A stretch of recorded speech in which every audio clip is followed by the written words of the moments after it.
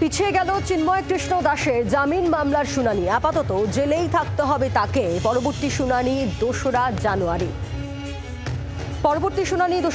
যেমনটা আপনাদেরকে জানাচ্ছি, 1 মাস পিছিয়ে যায় চিন্ময় কৃষ্ণ দাসের জামিন শুনানি। চিন্ময় কৃষ্ণ দাসের পক্ষে আইনজীবী না থাকায় পিছিয়ে যায় শুনানি। এর আগে জেলবন্দি সন্ন্যাসী চিন্ময় কৃষ্ণ দাসের আইনজীবী আক্রান্ত হন। আদালতে সন্ন্যাসীর হয়ে সওয়াল করার আইনজীবী রমন রায়ের উপর হামলা চালানো হয়। আইনজীবী রমন রায়ের বাড়ি ভাঙচুর করা হয়েছে।